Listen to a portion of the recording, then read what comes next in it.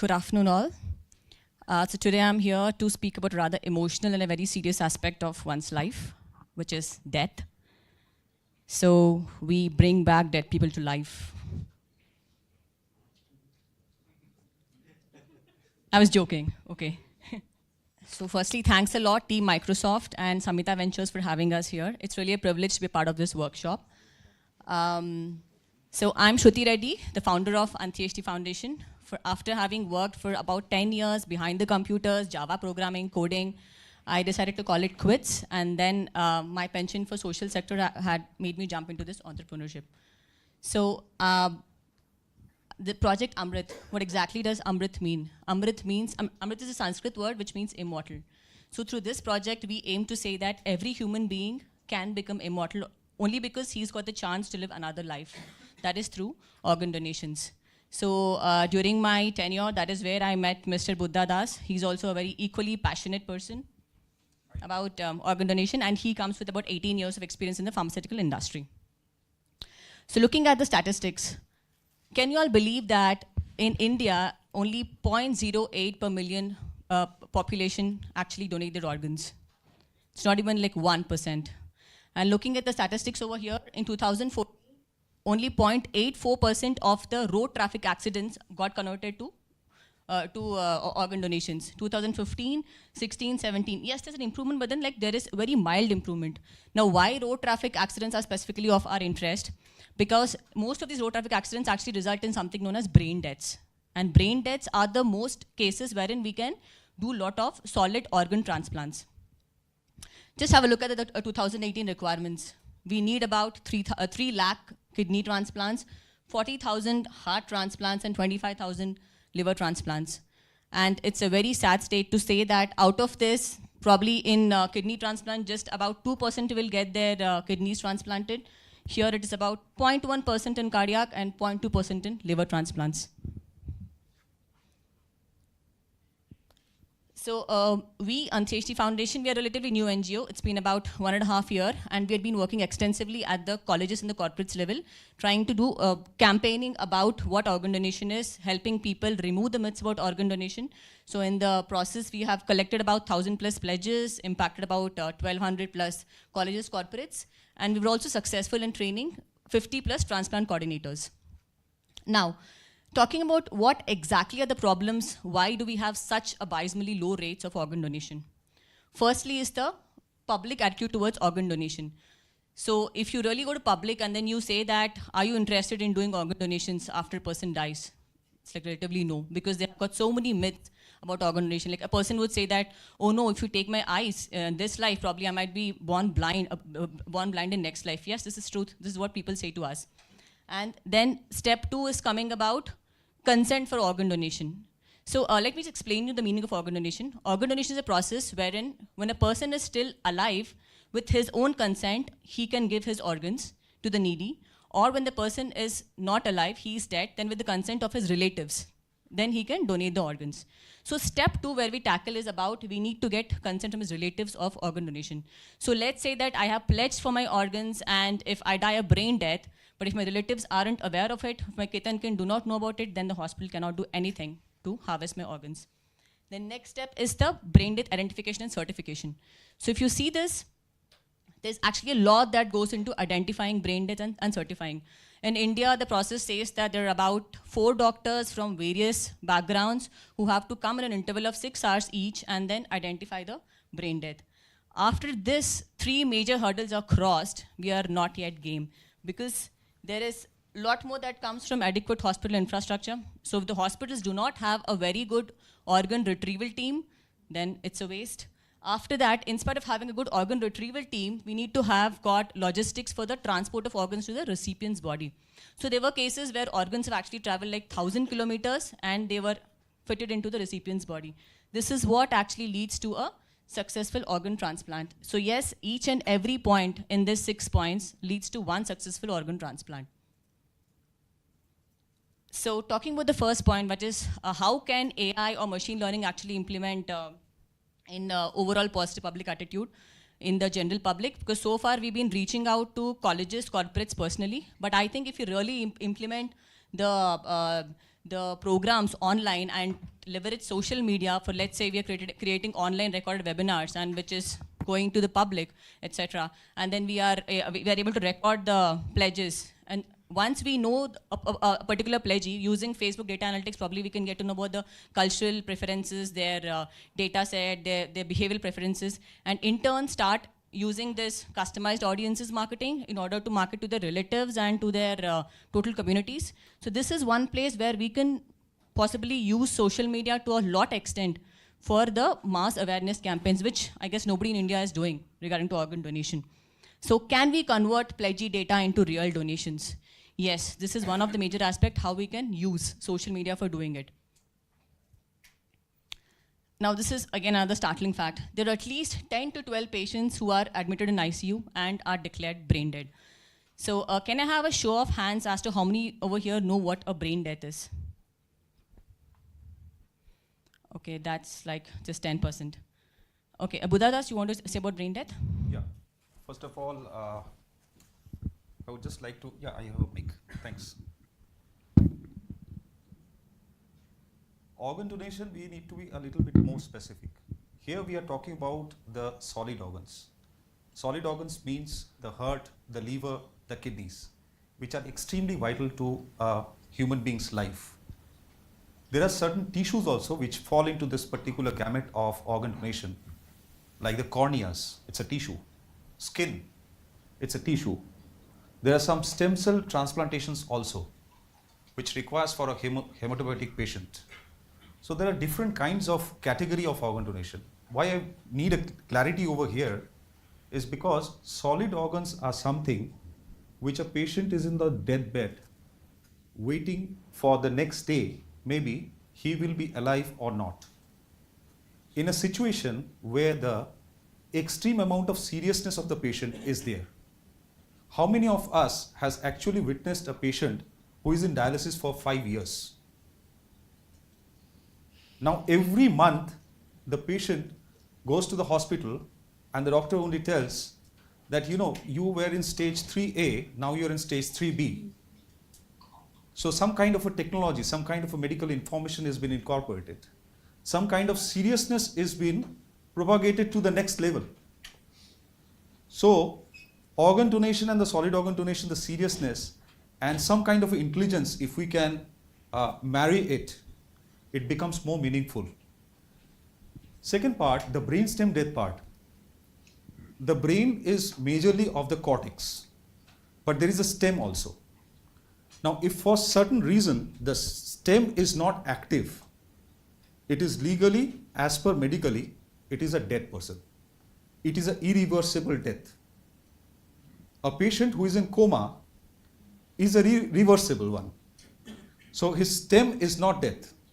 Maybe the other functions are not actually properly working. But a brain stem is a clear-cut case of death. Now this awareness is mostly not there with common people. I have been interacting and very closely working with a lot of doctors of the medical fraternity, especially the ITUs as well as the intensivists.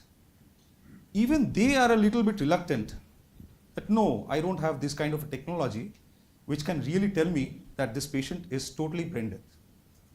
Tomorrow somebody will catch hold of me and tell me what is the proof that this patient was brain dead. So there are certain things in medical record which they practice. Every 6 hours, as Shruti told, they check it with a committee of doctors in an unbiased way and finally sign over a laundry list of tests which confirms that the patient is brainstem death.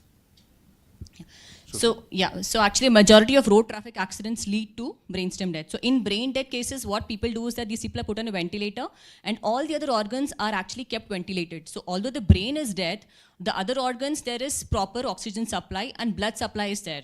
And each organ has got its own life to get transplanted. Like for example, the heart, at the max you got 4 to 6 hours. So between these 4 to 6 hours, the organ needs to be removed from the donor and put into the recipient. That is crossing all those 5 or 6 levels, whatever I've explained. Kidneys are the maximum because we have about 24 hours to 48 hours for kidney, which is again probably a sad state that kidney one of the organ that can be removed from a living person. So that is where the trafficking happens, a lot of exploitation happens. Same with liver as well. Liver and kidneys is where living donations happen. So now coming to, can we increase success rate of PIC declarations into transplants? I think yes, definitely using technology and mobile applications, yes. One such being notifications. So what if a brainstem dead donor is identified in an ICU and all the people who are involved in the stakeholder chain, they get notifications that there's a possible brain dead case, come on now, act. So if you get into a war footing kind of mechanism and the statuses are being percolated from state 1 to state 2, state 3 to state 4, so the complete time lag, whatever is there, from the harvesting of the organ to putting the organ into the recipient's body, that can be totally eliminated. And what's the other advantage?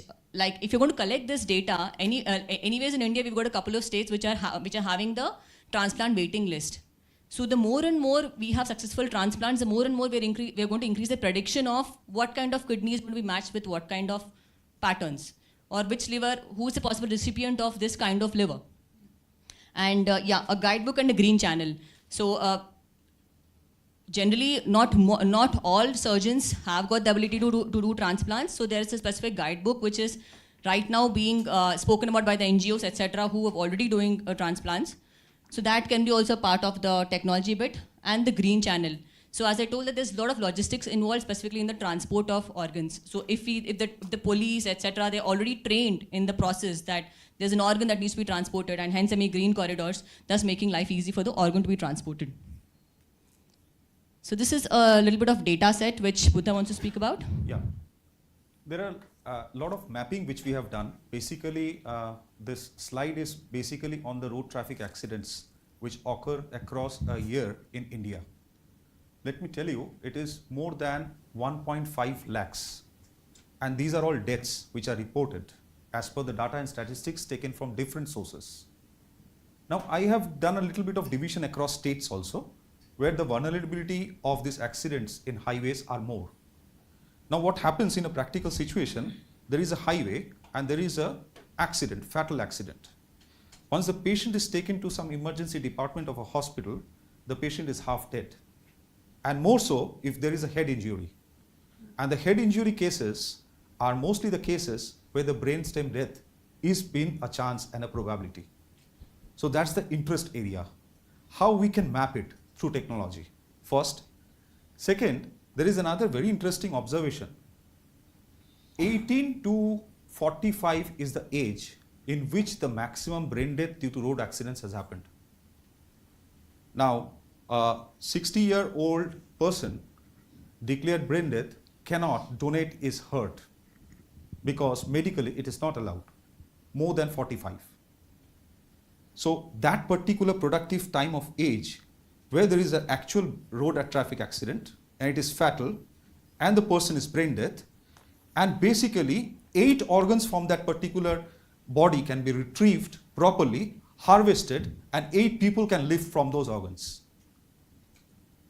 I strongly believe that some kind of a technology and information can really make this process more spread out and more reaching to most of the people, especially the reporting part.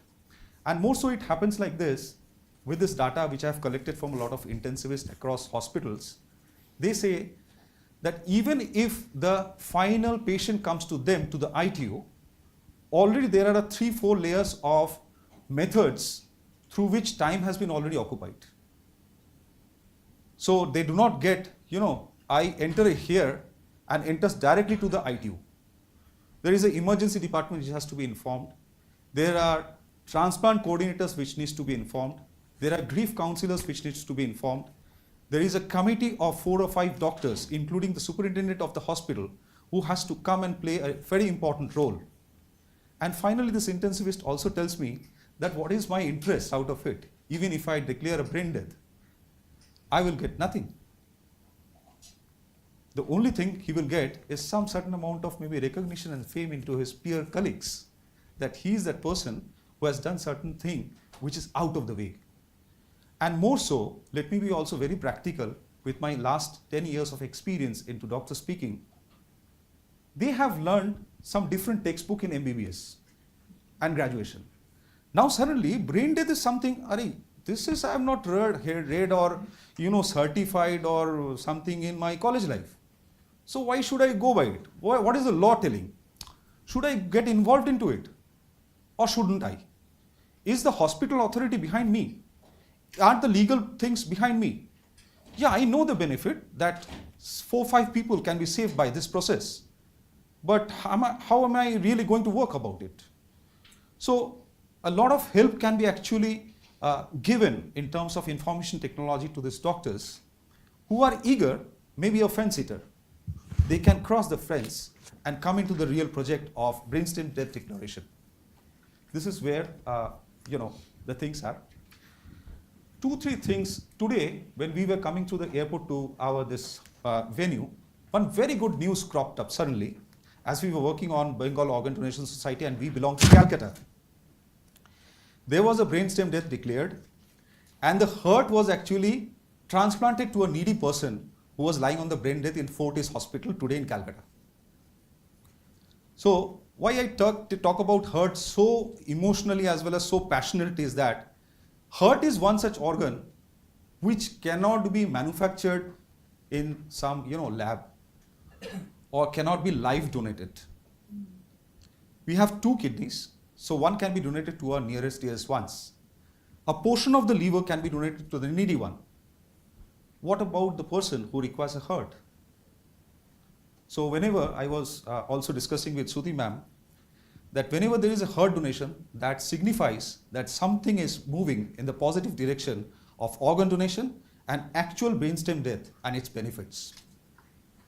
So this is a classical example, so I am very excited about this data. Keep on collecting it and keep it in some kind of a base which can be definitely churned out to something positive to move forward and make a real impact into the entire arena of organ donation.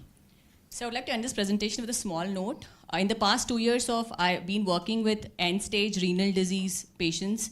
Guys, it's not a life at all. It's like day in and day out, they have to go beyond the machine, undergo a dialysis, and then go back home, lead a life. At least dialysis patients can be given a little bit of probably good luck, I can say. But but if you think about people who need a heart, it's like they are bedridden totally. They are under ECMO. Because the heart can't function properly, there's an artificial mechanism which is actually pumping blood through and like throughout.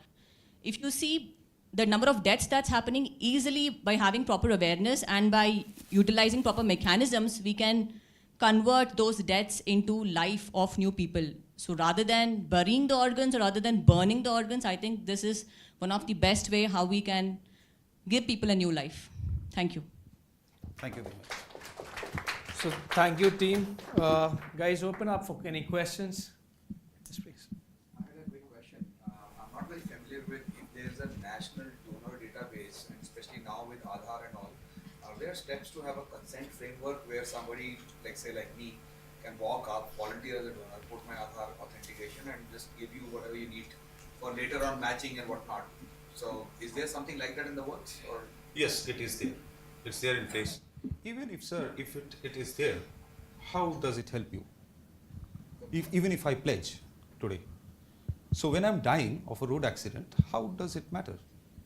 No, not to me. To, like, for example, if you are stuck with consent, Huh. such that it takes you 3 hours to locate a relative Huh. who So will give consent. So exactly, here it is. Now further, see, today it was just like a pledge form where it can be noted and put it in some database. So certain amount of information is already captured regarding who has pledged it. But when the person is actually on the deathbed, none of the relatives come and say, no pledging, I don't know. So it's a law. It's a So law it's a over legal here. problem. Yes, it's a real law. Which is why So we are now actually there is focusing on there is a public awareness. specific role about how we can reach out to the common public. Yes, we can discuss it inside the family while having a dinner. That today I have done a noble job. I have pledged my organs. My mother told what? She never heard about it. My wife tells it doesn't feel very encouraging. See, this is the first reaction which comes from the extremely nearer dear ones. So just imagine what will happen when actually we reach that kind of a position when somebody is dying and some transplant coordinator walks down and asks that since it is a brain death, can you donate your kin's organs? it becomes rather a kind of a very messy and murky situation, let me tell you. But yes, there are kind of things which can be done within this particular identifying of brain death and actually declaring it. And where a little bit of technology, information, database can help out. I have a database of certain donors who have actually after brain death have donated, means their nearest kin have donated. That means there was certain amount of awareness from some part of the society which had actually gave them an idea, yes, this can be done, and it's a noble thought. So if we can help the society with this kind of a thing, so even if the doctor continuously presses upon the patient who is already dead, the patient slowly starts, oh, ये kidney wala market का कोई doctor होगा. He wants to sell my, patient's kidney now. So immediately the doctor will keep it away. Now there is the role of transplant coordinator, grief counselors. Why the Tamil Nadu model has become so, promising. Why the Maharashtra model is doing so good. Why the Delhi model is doing so good. Why the PGI Chandigarh model is doing so good. So Noto is also capturing some data regarding this. Mohan Foundation is also captured. Even Antyeshti Foundation has captured all the pledge forms. We have a database already ready, but it needs to be gathered in one particular platform, just like a cloud. So if there is a heart which is required in Bangalore and there is a brain death in Calcutta, it can be immediately done within the first 4 hours by green corridor, by flight, immediately inside the OT chamber. So this kind of a data should be there in the system, which will propel this kind of organ donation to the next level. And talk about pledgee, I strongly believe that the probability of a pledgee being converted to an organ donor is probably very less compared to that person being an influencer. So if you talk about influencer marketing, probably if he knows, he can directly influence somebody in the community. So this is where again the Facebook marketing etc. can come into picture. It is 2 out of 10 over here in India. I spoke to a lady in Spain, which is the highest platform, the benchmark of organ donation right now in the world. They have 70% conversion rate from a brain death actually happening to an organ donation happening. And here it is only 20. So this is the mismatch and the disparity between what we are here today to talk about.